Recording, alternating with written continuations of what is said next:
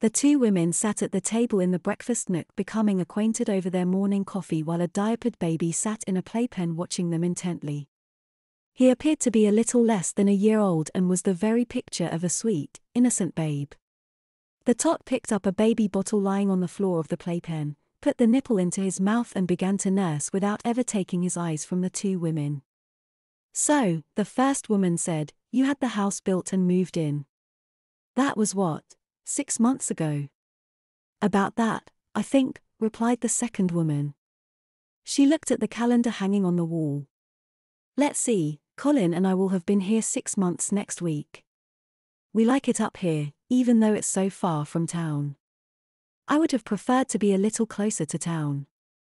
Still, I moved to the country to have privacy and I've found it. You're my closest neighbor and you're at least a half-mile away from me." 2 miles, said her neighbor succinctly. "It's 2 miles from my house to yours. Although my property line does start about 3/4 of a mile from your house." The woman reached over and put her hand on her neighbor's arm and said, "Well, it's close enough to be neighbors and far enough away to be good neighbors." They both chuckled at that.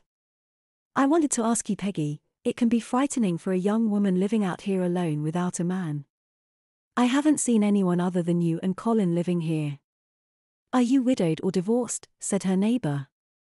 Peggy shook her head and said, "Neither, I'm married, but don't expect to see a man around here, Maureen." "I'm sorry, Peggy. I didn't mean to open any old wounds. I shouldn't have asked." "It's none of my business, really," said Maureen. "No, it's okay. It's just that I don't want the story to get around. It's one of the reasons we moved out here. I'd rather not have everyone know about the private details of my life." She looked into Maureen's eyes and said, "I can tell you, I think. It seems like we've known each other all our lives. After what you told me about your ex-husband, I think you'd understand," said Peggy.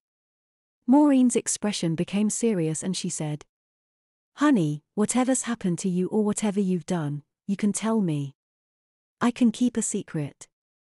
The hill country's full of people with secrets. You're not the only one." "Well," Peggy began, "it's a long story. I don't know if you have the time. It might take all morning."